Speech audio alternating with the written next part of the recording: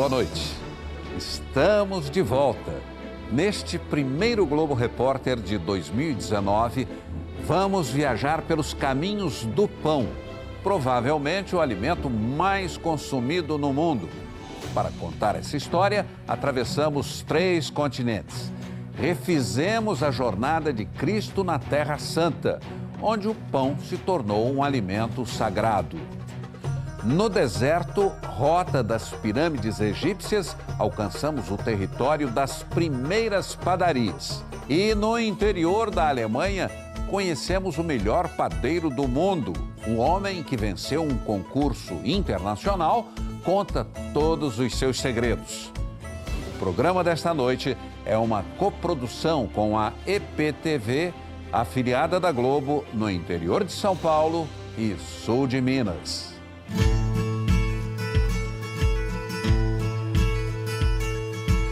Música para os sentidos. Tentação para o paladar. Deu vontade? Não é para menos. O pão está ligado aos nossos mais profundos instintos de apetite. Quentinho. E tem lá os seus truques. Você sabia que 80% do aroma do pão vem da casca?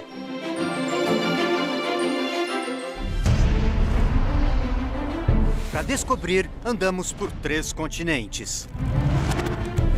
Falamos com cientistas. Abrimos laboratórios secretos e cofres. Encontramos relíquias. Voltamos no tempo.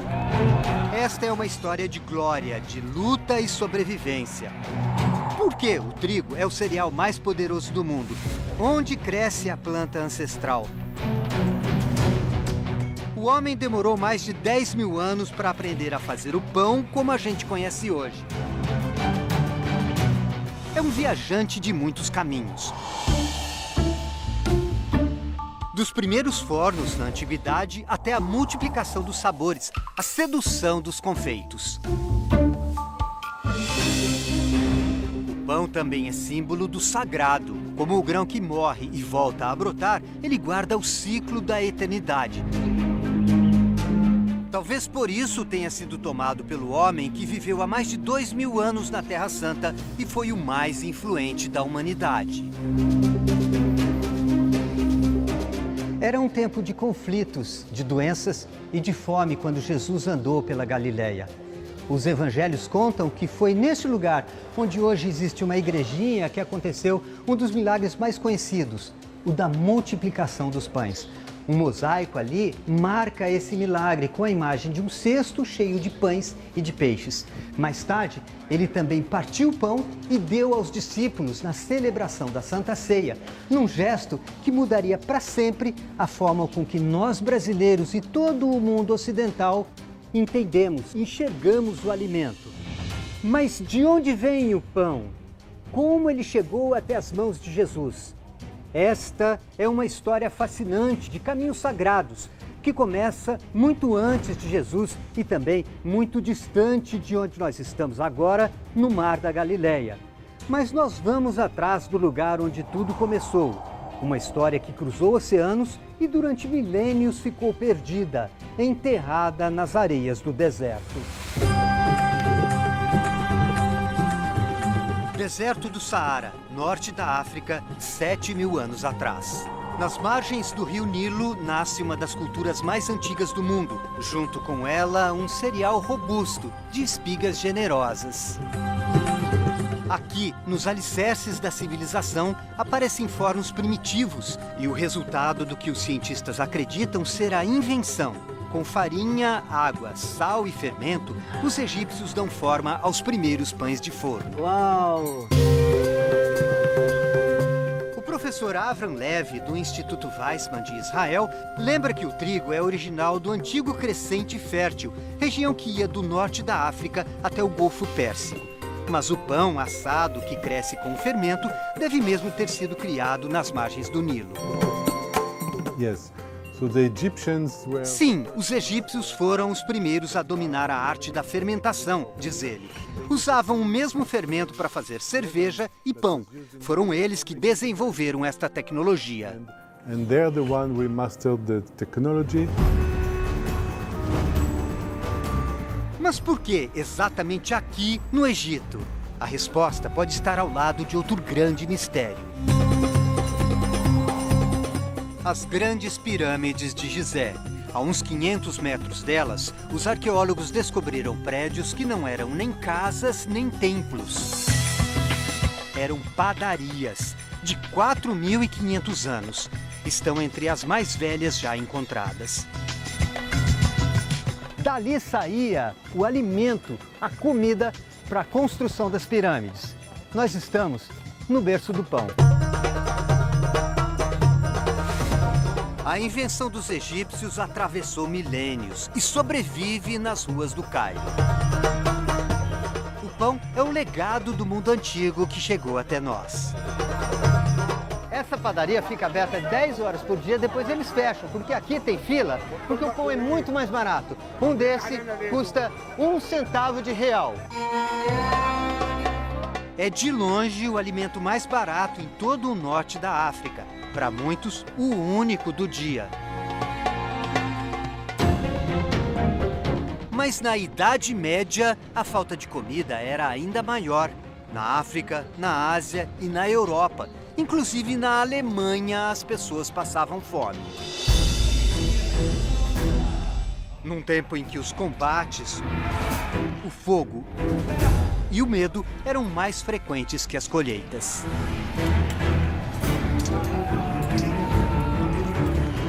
Um campo dourado, reluzindo ao sol, faz parte da imagem que a gente tem de cenário de filme de cavaleiro medieval. E tá certo, há muito tempo essas lavouras crescem na Europa. O problema é que na Idade Média nem todo mundo tinha trigo para comer. Uma plantação assim valia uma fortuna. E o grão era caro. Tanto é que a maioria das pessoas comia pão feito de trigo misturado com outra coisa. E nem sempre esses outros ingredientes vinham da cozinha. Holzmehl, was da irgendwie rein. Madeira, pó de serra, folha seca, casca de árvore e até argila, de alguma forma, iam para o meio da massa, diz o diretor do Instituto do Pão na Alemanha. Um das Brot zu strecken, das gibt's heute nicht mehr. Ele explica que na Idade Média só os ricos comiam pão puro. Para os outros não era uma questão de paladar, mas sim de encher a barriga, enganar a fome. Mas como era o pão medieval? Dominique sempre quis fazer pão à moda antiga, só com fogo, farinha, de trigo ancestral e as próprias mãos como medida.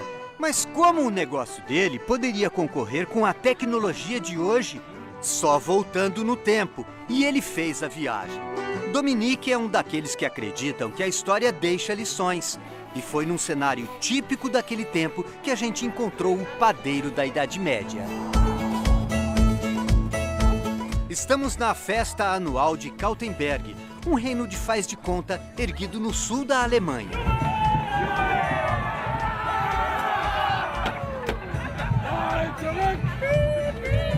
Aqui na feira medieval, visitantes e personagens se misturam.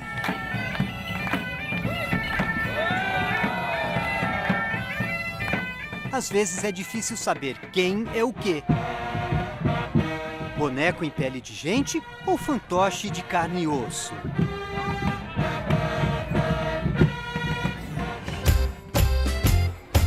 Pelo menos o pão do Dominique é de verdade. Ele fala que o problema da Idade Média era a falta de higiene. Aí eu pergunto, mas este aqui é saudável? Das Brot ist gesund. Na klar. Claro. Ah, gut. No meio de cavaleiros e princesas, encontramos um príncipe de verdade. E ele acaba de chegar a cavalo. Povo do reino, Sua Alteza Luitpold Wittelbar, o príncipe herdeiro da Baviera. E não é que o príncipe é boa praça? Tem 71 anos. Moderninho, faz selfie e conversou com a gente. Unsere Familie hat das. Fala com orgulho da família, que durante 800 anos teve o monopólio da fabricação de cerveja de trigo. e mais. Gründung vom Münchner Oktoberfest als Conta que a Oktoberfest original de Munique vem da festa de casamento do tataravô dele, que na época era o rei Ludovico I, há 200 anos. Antes ainda, um outro da família criou a famosa Lei da Pureza da Cerveja. Bier ist das Hopfen, Malz und Wasser. Só lúpulo, malte de cevada e água. Não podia ter mais nada. Um controle parecido também foi imaginado para o pão. Mas como avaliar um alimento que tem tantas receitas? Na Rota do Trigo, saímos da Baviera e seguimos para o estado de Baden-Württemberg. Passamos por estradinhas e vilarejos. O tempo é perfeito, quando o trigo amadurece junto com as maçãs. Chegamos a Weinheim, a poucos quilômetros de Stuttgart. A cidadezinha é calma e os moradores mostram um respeito enorme no trânsito. Ciclistas andam de um lado para o outro com segurança e os pais não têm medo de deixar as crianças irem de bike para a escola. Nada mais moderno que a tranquilidade. Mas olhando bem nas construções, nos castelos e nas torres, a gente vê que aqui a modernidade chegou pela janela da Idade Média e trouxe a tecnologia do futuro. Na Academia de Padeiros, eles fazem um serviço admirável para o consumidor: o teste de qualidade do pão. Os profissionais avaliam 100 pontos técnicos. 4 são decisivos: a pureza e a qualidade nutricional da farinha, a preparação da massa, a capacidade do padeiro e o tempo de preparo. A massa nunca deve descansar menos que 2 horas. E o ideal, diz o mestre, é dormir de um dia para o outro. Os pães aprovados nestes critérios ainda vão para o exame final. Este é um pão de centeio que veio de uma padaria que fica numa cidade a mais ou menos 200 quilômetros daqui. E o senhor Schmaltz, ele está incumbido de fazer esse teste. Vamos ver a nota que o pão de centeio vai receber. Herr Schmaltz, bitte schön. Corta, olha e aperta. A consistência está boa e o pão não está nem seco e nem grudento, está na consistência. Man den Geschmack letztendlich nur noch durch den Geruch, dass man das Brot zusammendrückt, dann erweicht die Luft. Ele aperta o pão para sentir o cheiro da massa de dentro. Und dann kann man also letztendlich dem Bäckermeister sagen, was jetzt eventuell gut war, was nicht. Und in diesem Fall haben wir ein tolles Brot, also ein sehr gutes Brot. E aí, a partir desse primeiro teste, ele pode instruir o padeiro, o chefe da padaria, a corrigir erros caso existam. A casca, que agora a gente sabe, responsável por 80% do aroma, não pode ser queimada nem crua, nem larga nem fina. A casca ajuda a conservar o pão, forma uma camada de isolamento para proteger a massa de dentro. O Instituto testa em média 20 mil pães por ano. Mas dá para saber quem é o melhor padeiro do mundo? Seguimos para o sul. Procurar um endereço nessa região não é exatamente um sacrifício. Na verdade, a viagem é uma delícia. A paisagem se alterna na janela do carro. Sempre com um caminho público bem cuidado e um certo capricho nas fachadas. Logo chegamos a Herrenberg. Parece um dia de festa, mas é só um domingo comum. Com banda, flores nas janelas, concerto na praça e padaria cheia. Na frente de uma vitrine de gostosuras e um monte de fregueses de olho nelas, encontramos o dono com o uniforme da seleção alemã. Não de futebol, mas de padeiros. Pois é, isso existe. Ele venceu o último concurso mundial, que tinha finalistas dos Estados Unidos, da Itália e de Israel. Dos 32 tipos de pães, o preferido é este, nomezinho complicado: o Roggenvollkorn Sonnenblumenbrot, ou pão integral de centeio com sementes de girassol. A padaria, inaugurada há quase 200 anos, cresceu e se modernizou. Mas as receitas andaram para trás no tempo. Johann voltou a fazer pão com fermentação natural e só produtos da vizinhança. Leite, ovo, frutas, mel, tudo orgânico. Mas e a farinha? Essa é tão importante que virou um projeto. Johann faz parte de uma geração que aprendeu que às vezes é melhor não ter pressa. Ele demorou 20 anos para encontrar o grão perfeito para a receita. Essa busca começou com um profundo respeito à natureza. Da parceria do padeiro com uma universidade alemã e um pequeno produtor, nasceu este canteiro de espelta. Uma variedade de trigo ancestral que era plantada aqui há mais de 1000 anos. Manfred, que cuida do lugar, conta que no começo os vizinhos acharam que era coisa de maluco, mas a ideia progrediu. As sementes foram fornecidas pelo Banco de Grãos da Universidade de Stuttgart. Por ser ancestral, os parceiros acreditam que este grão ficou livre das modificações que as plantas modernas sofreram. No trigo atual, por exemplo, as espigas são mais volumosas e a planta mais baixa, para facilitar a colheita com máquinas. No espelta é o contrário. A espiga é mais fina e a planta mais alta, como era antigamente. Esses pendões aqui chegam a 1,40 m de altura. Qual a vantagem? Uma delas, ele falou que quanto mais alto, mais longe do chão e da umidade, menos chance de pegar doenças provocadas por fungos. Ele conta que o espelta tem sido preferido por quem tem dificuldade de digestão ou alergia ao trigo comum. Mas é preciso lembrar que esse benefício ainda não foi comprovado cientificamente. A farinha do espelta também contém glúten. Os pontos positivos são menos carboidrato e mais proteínas e sais minerais, como ferro, zinco e magnésio. Manfred também conseguiu zerar o uso de veneno, só com técnicas de controle natural. Ao lado do espelta, ele sempre semeia plantas como o trevo azul, que melhoram o solo e atraem insetos. Uma lenda daqui diz que o trevo azul espanta a melancolia e traz coragem. Para o projeto do pão saudável, tá dando certo.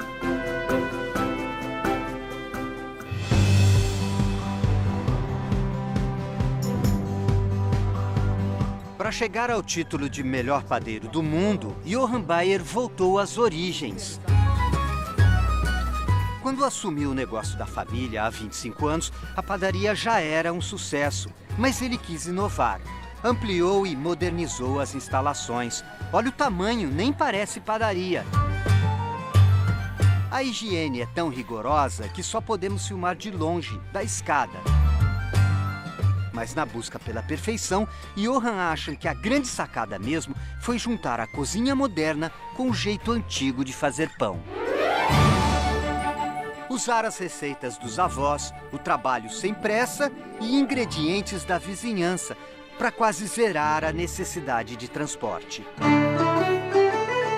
E é claro que a gente perguntou. Veja as dicas do melhor padeiro do mundo para se fazer ou reconhecer um bom pão. Usar ingredientes saudáveis, de preferência de fornecedores que a gente conhece. Atenção especial para a farinha, tem que ser de boa qualidade. Se possível, preferir a fermentação natural, aquela que acontece espontaneamente quando a farinha com água é deixada por 3 dias ao ar livre. Nesse processo, a primeira amostra serve como fermento para ser misturada na porção que vai para o forno. Daí para frente, a massa se fermenta sozinha. Deixe a massa descansar por pelo menos 2 horas. Quanto mais tempo, melhor. O pão fica mais digestivo e mais gostoso. Na hora de assar, preste atenção na casca. Tem que ficar bem crocante para conservar o interior. E o miolo também tem que assar por igual. Não deve sobrar massa crua no meio. E usar a criatividade, fazer a festa, como os confeiteiros da escola alemã. Olha a cara de felicidade. Nas aulas eles aprendem a decorar, cobrir e rechear os confeitos com ideias saudáveis, principalmente frutas. Morango. Amoras, groselha, mirtilo. A culinária do mundo inteiro ensinou que tudo vai bem com massa de pão. Chocolate. É só não exagerar.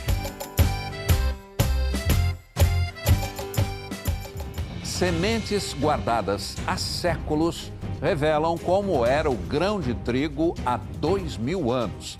Voltamos já já.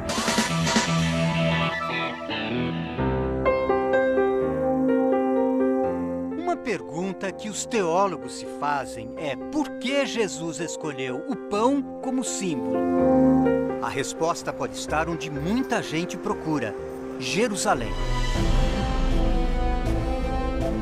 A cidade de 4.600 anos e 800 mil habitantes fica no Planalto da Judéia, entre o Mediterrâneo e o Mar Morto.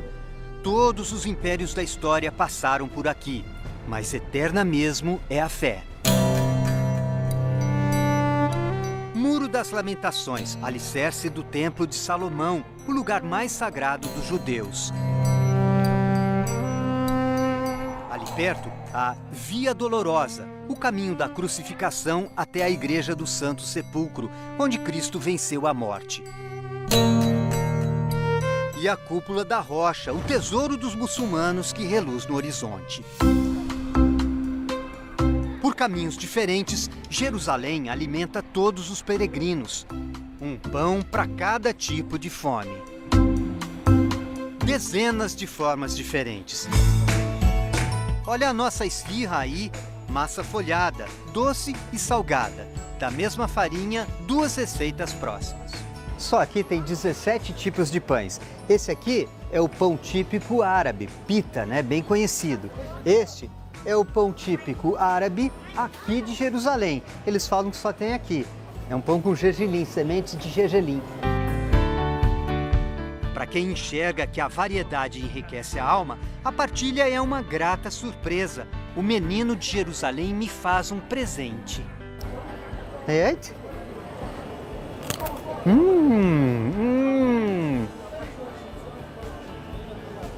É só uma casquinha, delicioso. O quê? Shukran. É só uma casquinha. Parece um aperitivo.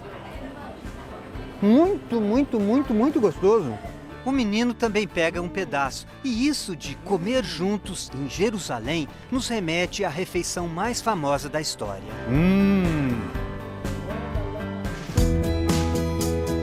A Santa Ceia aconteceu a poucos passos dali, onde nós encontramos o Frei Dimas, brasileiro, que passou 4 anos estudando na Terra Santa. Ele fala que Jesus escolheu o pão por ser símbolo de alimento, entrega e humildade. Em uma palavra, partilha. Quer dizer, o pão se doa totalmente e Jesus é isso que quer significar escolhendo o pão. A doação total da pobreza, de uma situação aparente de humilhação, brota então a vida plena.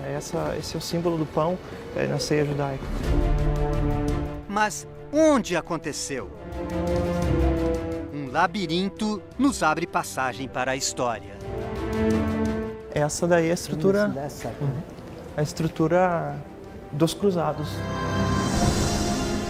A emoção aumenta, até que uma última porta e estamos na Capela do Cenáculo. Uma abertura indica o local exato. E a tradição identifica, então, o lugar exato da última ceia de Jesus, atrás dessa janela que nós temos, a sala superior. Jesus se reuniu com os apóstolos na última ceia ali. Exatamente sobre este lugar. A gente pode dizer que essa é a primeira igreja, a igreja dos apóstolos, onde os apóstolos se reuniam tanto com Jesus antes da Páscoa, mas se reuniam também depois da Páscoa, como nós vemos as descrições nos Atos dos Apóstolos. Parece pouco, mas a fé não precisa mais do que uma janela. Repartir o pão. Aqui nasceu a mensagem que inspirou o mundo inteiro. E por falar em nascer, no outro dia deixamos Jerusalém de madrugada e vamos para Belém, na Cisjordânia. Antes do amanhecer, centenas de palestinos já esperam por transporte para Israel, onde os salários são mais altos. Cruzamos o ponto de controle. Já do lado árabe, contornamos o muro de 8 metros de altura que cerca a cidade. No centro estão a Praça da Manjedoura e a Igreja da Natividade, que a tradição aponta como o local de nascimento de Cristo. Belém, ou Bethlehem em hebraico, significa a casa do pão, e a padaria dos frades salesianos justifica este nome. Desde a criação, há 140 anos, os padeiros trabalham para os mais pobres. Quem pode, paga. Centavos. Quem não tem nada, se cadastra e recebe o pão de graça. A cota de cada dia é anotada na carteirinha. O palestino Jorge conta que, num dos momentos de maior necessidade, a padaria salvou os moradores da fome. Foi em 2002, quando Belém foi cercada por 40 dias. Os frades iam de casa em casa distribuindo pão, diz ele. Pra gente, era como se Jesus estivesse na nossa porta. So you feel that Jesus Christ is knocking your door and giving you something. Seguimos viagem. Do berço da cristandade, vamos para a cidade da Terra Santa, que nasceu no século XX. Na costa do mar Mediterrâneo, Tel Aviv é a mais liberal do Oriente Médio. As ondas que chegam trazem a influência direta do Ocidente. Prédios modernos, barracas de praia, futebolzinho e muita gente malhando. Mas ali perto, o Instituto Weizmann é a praia dos cientistas. O Dr. Avram Levi é um dos maiores do mundo nos estudos dos grãos.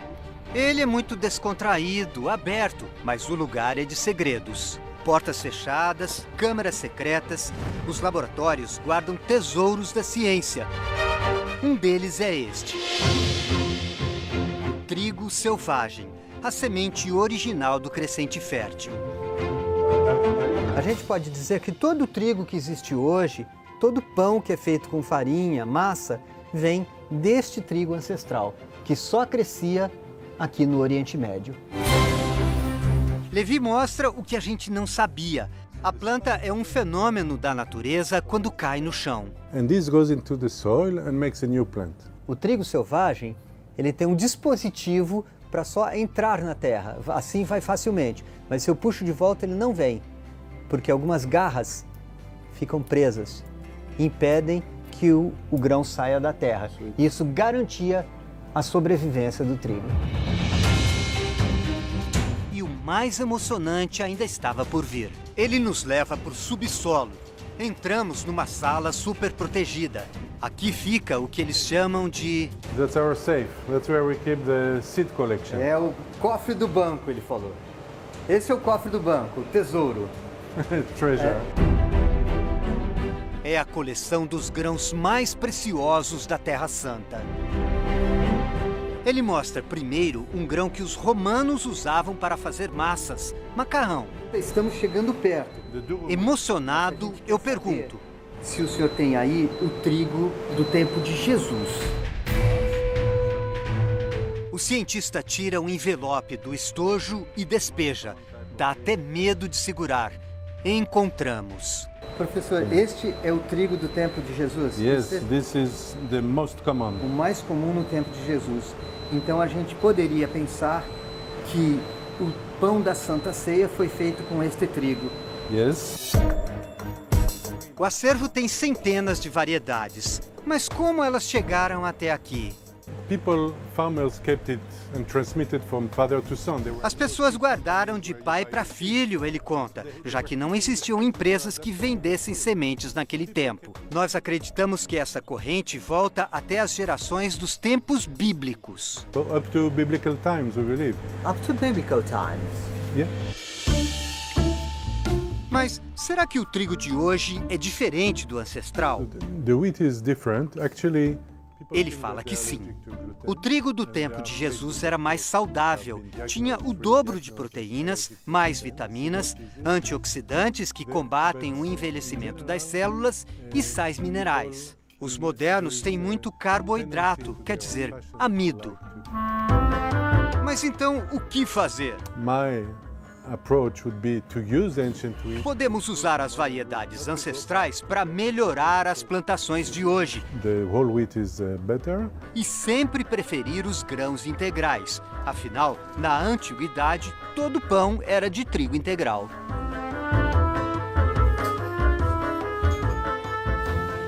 Nossos repórteres percorrem os caminhos sagrados da Terra Santa, o mistério das águas onde ninguém consegue afundar e o Rio Jordão, onde Cristo foi batizado. É daqui a pouco.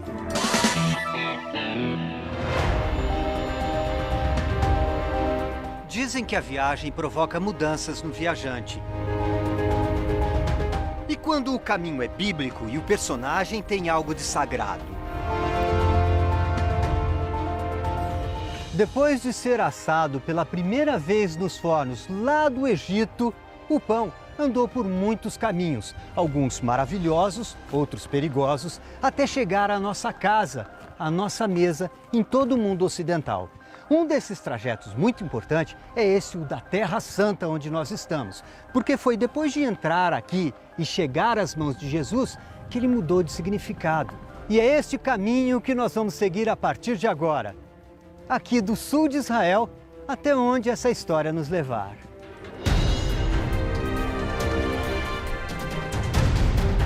Para começar, temos que superar um gigante, a maior cratera do mundo aberta pela erosão. Estamos em Mitzpe Ramon. Paredões de 500 metros mostram a idade da Terra, 200 milhões de anos. Penhascos, fraturas, colunas que despencam numa aventura que ainda põe em risco quem chega perto. Dá para ficar horas admirando, mas precisamos de um lugar para passar a noite. Felizmente encontramos nosso acampamento. 3 casinhas do tipo domo, assim, de teto redondo. A nossa é bem pequena. Não tem eletricidade nem água encanada, mas é perfeita quando se está no deserto e a noite já bate na porta. Na manhã seguinte dá para ver melhor onde estamos, no meio do nada. Mas no melhor estilo aventureiro. Aliás, muito aconchegante. Só falta um café. Falta nada.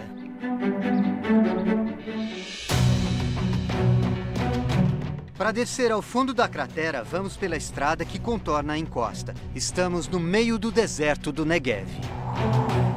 Mas a fé resiste. Pastores como estes encontraram perto das ruínas de Qumran os manuscritos do Mar Morto, os textos bíblicos mais antigos que citam o pão em pelo menos 29 trechos. Descemos mais de 1000 metros até que o horizonte se abre. Chegamos ao Mar Morto, 430 metros abaixo do nível do mar. E ele está encolhendo. Por causa da evaporação e do desvio de água para o uso das cidades e da agricultura, o Mar Morto fica menor a cada dia. Este também é um dos lugares mais salgados do planeta, onde a água bate e fica sal grudado. E nessa paisagem em transformação, salinas. A salinidade que sustenta a indústria também não deixa o turismo afundar. A água é tão densa que qualquer um flutua. O único esforço aqui é dar uma remadinha. Todo mundo de pé para cima. Literalmente sentado no mar. Mas como será um banho por aqui? E é claro que nós vamos experimentar a água do Mar Morto. A praia está pegando fogo. Ainda bem que a água é morna, vai ser melhor que a praia. No No começo parece normal, mas essa água é diferente de tudo que a gente está acostumado. Se uma gota espirra no olho, arde demais. Reparou que ninguém mergulha porque não pode nem deixar a água entrar no ouvido, de tão salgada. Depois toma uma ducha, todo mundo faz isso. Seguimos para o norte, a água desaparece de novo. O vale faz as fronteiras entre o Estado de Israel, a Cisjordânia e o Reino da Jordânia. E é aqui, num cenário tão apertado pelo arame e pela sede, que a esperança renasce em forma de rio, o Rio Jordão. Para a natureza, todo rio é especial, porque é fonte de vida. Esse tem uma maravilha a mais. Quando a gente chega, esquece o mapa, a divisão dos países não é mais importante, porque a história que essas águas contam é que foi aqui, no Rio Jordão, que Jesus foi batizado. Essa água que a gente chega e põe a mão agora. É como tocar a história de Jesus. Um rio pequeno em tamanho, mas imenso de significado, e não só para as religiões. A irrigação dá vida ao deserto, que se enche de canteiros, laranja, manga, tamareiras, estufa de flores e legumes. Num lugar onde quase tudo é deserto, mesmo nos tempos antigos, a Galileia já era famosa como uma terra mais verde, de oliveiras, de plantas de uva para o vinho e de cereais, cevada e trigo para fazer o pão. Mas ela também é conhecida por um outro motivo, não é?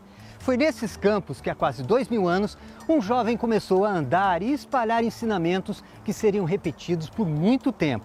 Aquele é o Mar da Galileia, onde Jesus começou a pregação.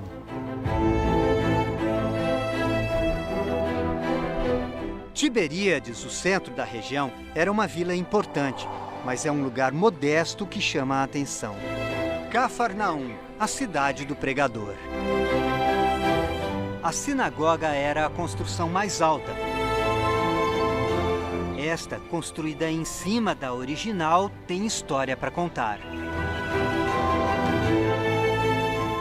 A grande fonte de informação sobre os caminhos de Jesus são os evangelhos. Maria, a mãe dele, falou sobre a infância e depois os 4 apóstolos evangelistas escreveram sobre as pregações. Também existem alguns poucos relatos de historiadores da época que escreveram mais sobre a Galileia no geral, de forma que é muito difícil comprovar exatamente o que aconteceu onde. Mas aqui é diferente. Ciência e religião concordam. Jesus passou por aqui. Colunas partidas, portais envelhecidos. Silenciosamente, as pedras falam. São pedras que Jesus tocou, que as pessoas que viveram na época dele tocaram, então tem um significado muito especial, realmente. E isso toca a gente? Muito, muito. Toca demais. Emociona, arrepia, emociona muito. Mais antigas que as pedras brancas da sinagoga são os alicerces de basalto negro. Aqui ficavam as casas. Em cima de uma delas foi construído um memorial. Esta é a casa do apóstolo Pedro, onde Jesus teria morado. Aqui Jesus teria dito: "Eu sou o pão da vida."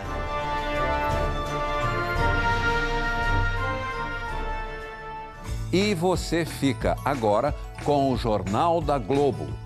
Bom fim de semana e até a próxima sexta.